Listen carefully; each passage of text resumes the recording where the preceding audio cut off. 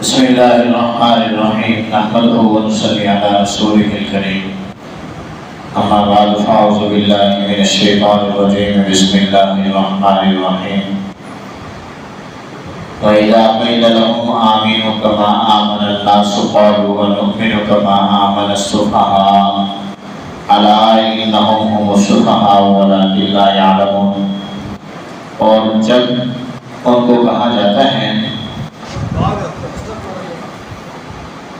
اور جب ان کو کہا جاتا ہے کہ ایمان لاؤ جیسا کہ ایمان لائے لوگ، تو وہ کہتے ہیں انؤمنو، کیا ہم ایمان لے آئیں، آمن السفہاء، ان لوگوں کی طرح جو کہ بے وقوف ہیں، الا انہم ہم السفہاء ولکن لا یعلمون، خبردار بے شک وہ بے وقوف نہیں ہیں، ولکن لا یعلمون۔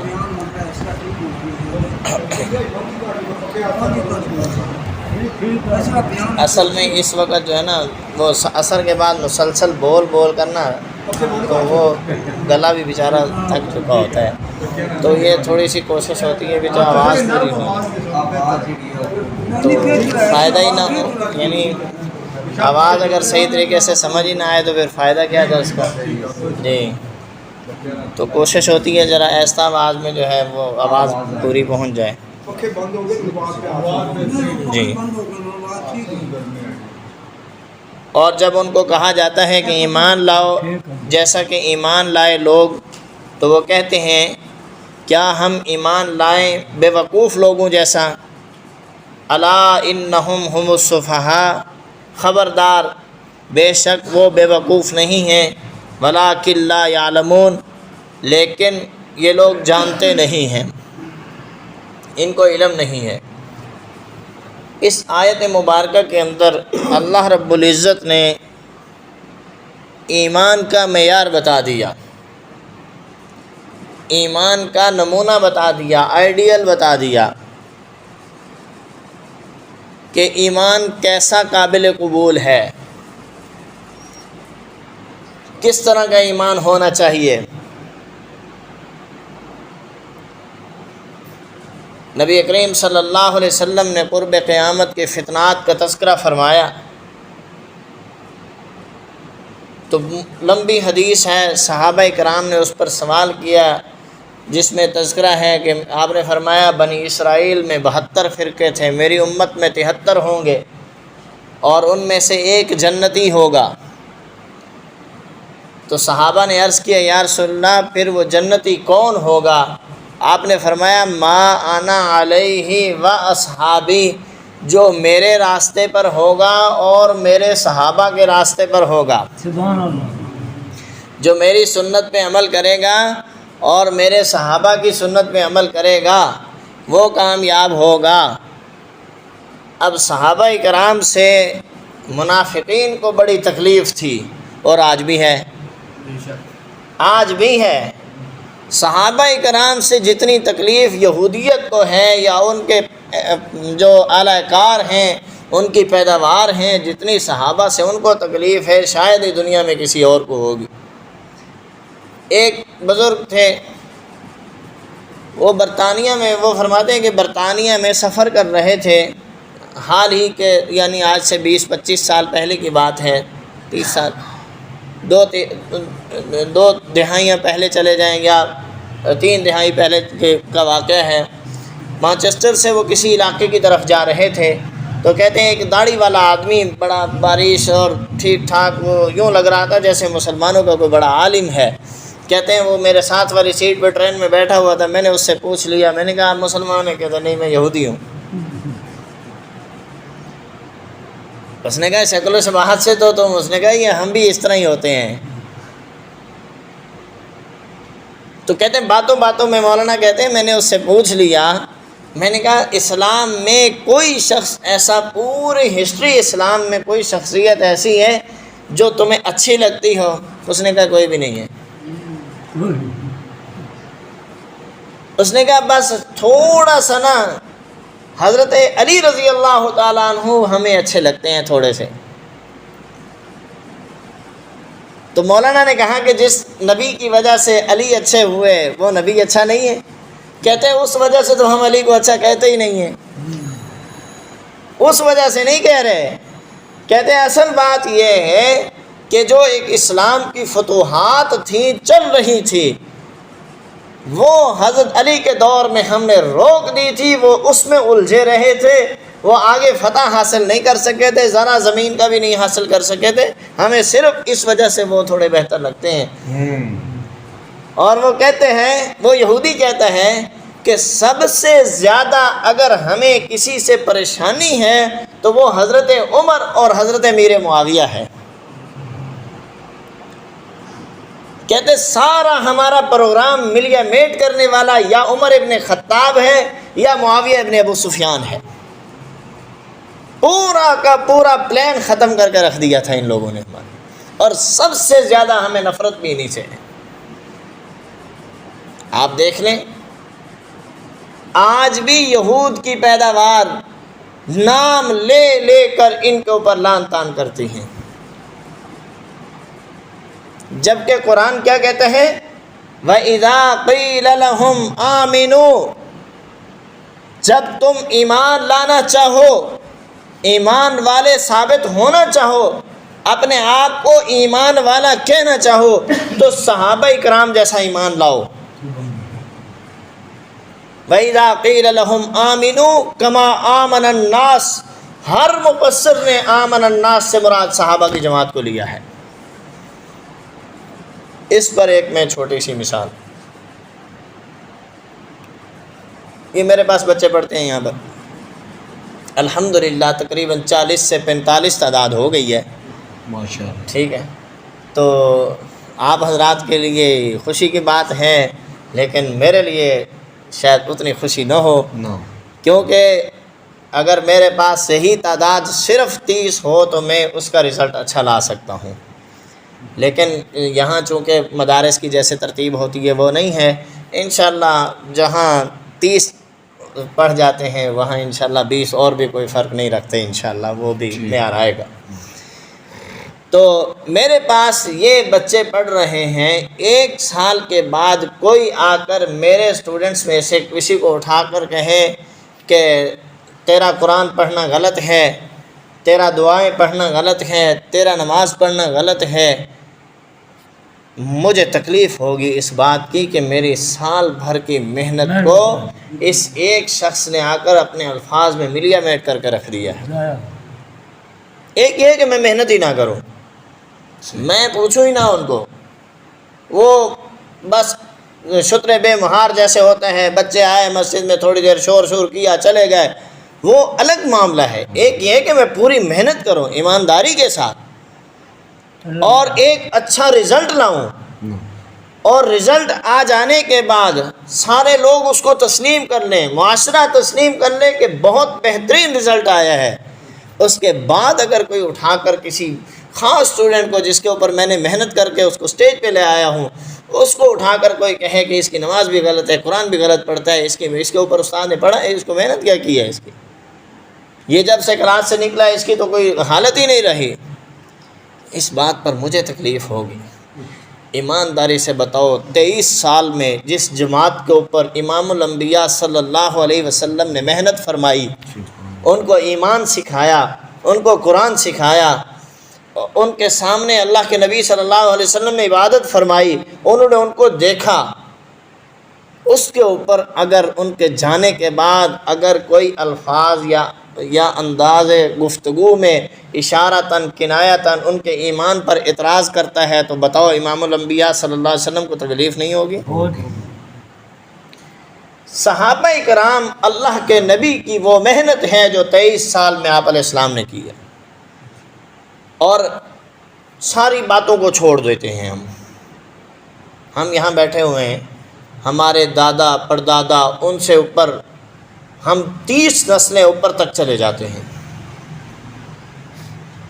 ان میں کوئی بھی ایسا نہیں ہے جس نے نبی کریم صلی اللہ علیہ وسلم کو دیکھا ہو. 30 نسل اوپر تک ہم دیکھ لیتے ہیں جس نے آپ علیہ السلام کو دیکھا ہو۔ ہم مسلمان ہیں کیوں ہیں؟ جبکہ ہمارے تو بڑوں نے نہیں دیکھا، ملاقات ہی نہیں کی، ہم مسلمان ہیں۔ کوئی تو وجہ ہوگی نا جو ہم مسلمان ہیں۔ اچھا چلو، آپ علیہ الصلوۃ والسلام بر صغیر میں آئے ہوں، نبی کریم صلی اللہ علیہ وسلم نے نبوت ملنے کے بعد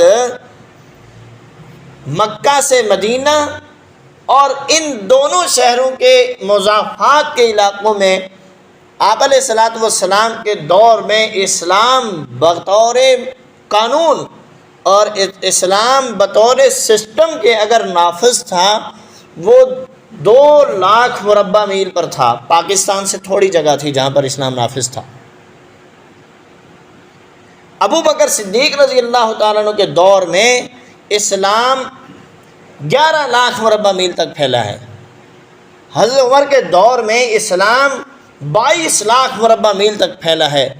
حضرت عثمان غنی اور حضرت مولا علی شیر خدا رضی اللہ تعالیٰ عنہما کے دور میں اسلام 44 لاکھ مربع میل تک پھیلا ہے، اور جب حضرت امیر معاویہ کی وفات ہوئی اس وقت اسلام 64 لاکھ 65 ہزار مربع میل تک پھیل چکا تھا۔ سوال یہ ہے کہ آپ علیہ الصلوۃ والسلام جب دنیا سے تشریف لے گئے ہیں، صحابہ کی اگر ویلیو اور اہمیت نہیں ہے، صحابہ اکرام کی حیثیت اگر کوئی نہیں ہے، تو پھر آپ علیہ السلام کے بعد جو کچھ ہوا ہے وہ اسلام نہیں ہے۔ اور پھر ہم جو اپنے آپ کو مسلمان کہتے ہیں، یہ اسلام کے علمبردار کہتے ہیں، ہم بھی مسلمان پھر نہیں ہیں۔ اگر وہ لوگ غلط تھے تو ہمارے پاکستان کے اندر اس وقت 150 قبریں تقریباً صحابہ کرام کی ہیں۔ کیا کرنے آئے تھے وہ یہاں؟ وہ کوئی تجارت کرنے آئے تھے؟ دیکھو، ہم میں سے ہر بندہ یہ چاہتا ہے کہ اللہ کرے مجھے کچھ نمازیں مدینہ منورہ میں مسجد نبوی میں نصیب ہو جائیں۔ چاہتے ہیں یا نہیں چاہتے؟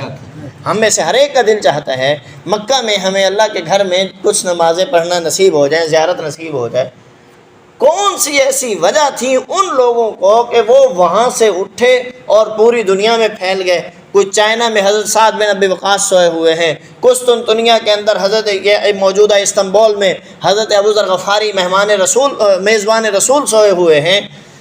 کتنے صحابہ اکرام ہیں جو اتنے دور دور علاقوں میں، افریقہ کے جنگلوں میں صحابہ کی قبریں موجود ہیں۔ کیا کرنے گئے تھے وہ؟ اگر یہ لوگ بدل ہی گئے تھے، یہ لوگ اسلام کا نام چھوڑ گئے تھے، یا یہ مومن نہیں تھے، ان میں ایمان نہیں تھا، تو یہ کیا کرنے گئے تھے؟ پھر ہم کدھر سے مومن ہیں؟ قرآن و حدیث کے دلائل سے ہٹ کر، وہ تو ایک مضبوط چیز ہے نا، قرآن و حدیث کے دلائل تو الگ ہیں، ان سے ہٹ کر تھوڑا سا ہم اپنے معاشرے پہ نظر ڈالتے ہیں، ماحول پہ نظر ڈالتے ہیں کہ ایک سوال یہ ہے کہ میں جو یہ کہہ رہا ہوں کہ میں مومن ہوں، مسلمان ہوں، میں کیسے مسلمان ہوں؟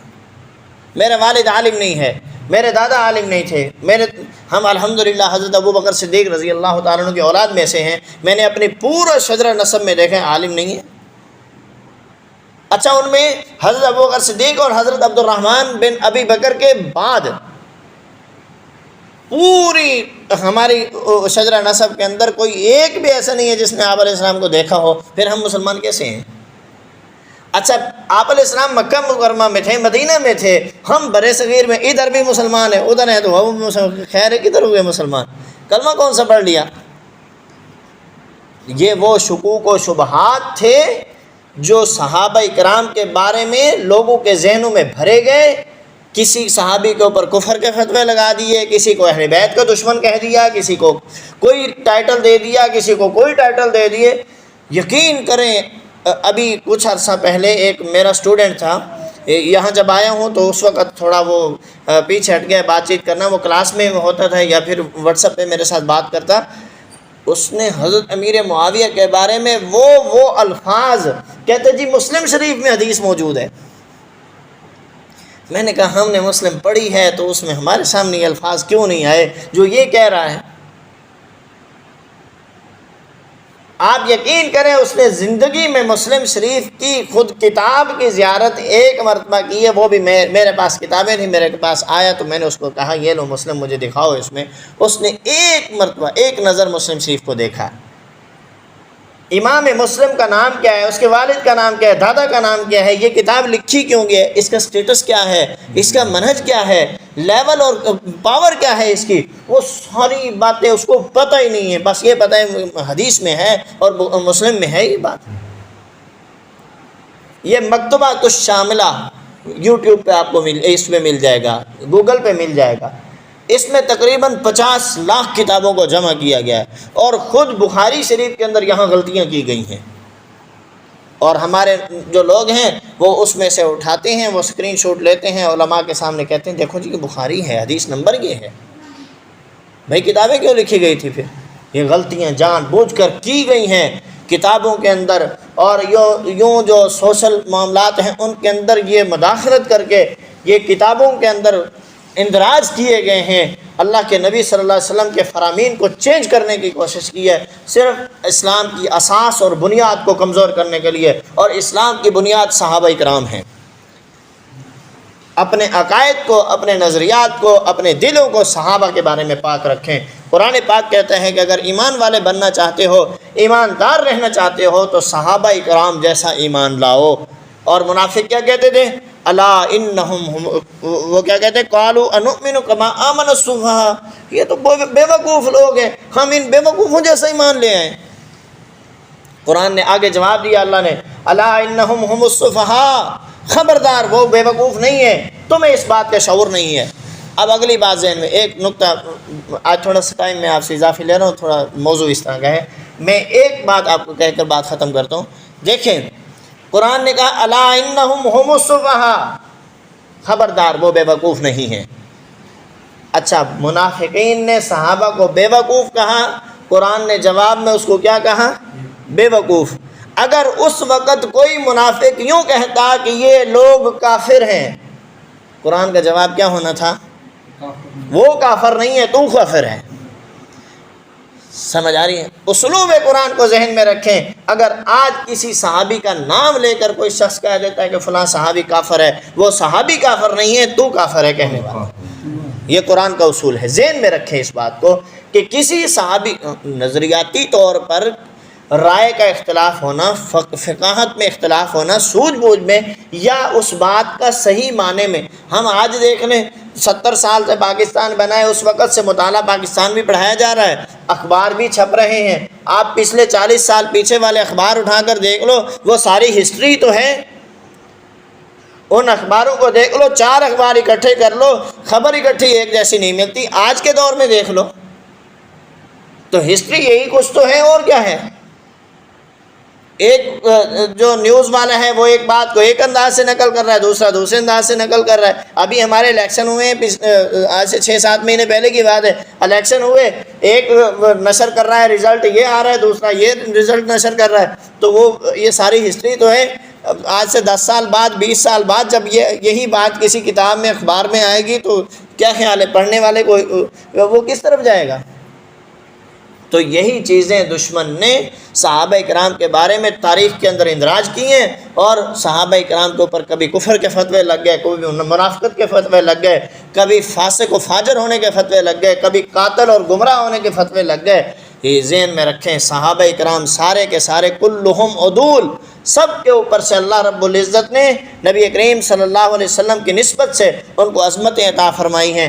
دیکھیں یہ کپڑا ہم نے پہنا ہوا ہے، آپ نے پہنا ہوا ہے، ایک یہ مارکیٹ سے لیا گیا ہے، دکان سے لیا، پہن لیا، بڑے سے بڑے برانڈ کا کپڑا لے لو، پہنو گے میلا ہو جائے گا، آپ اس کو اٹھا کر دھوئیں گے، اس کا پانی کہیں جائے گا، کہیں پھرتا رہے گا۔ آپ ایک بڑے برانڈ کا کپڑا نہ لو، ہلکا لے لو، اور چھوٹے سے کپڑے کو قرآن پاک کا غلاف بنا لو۔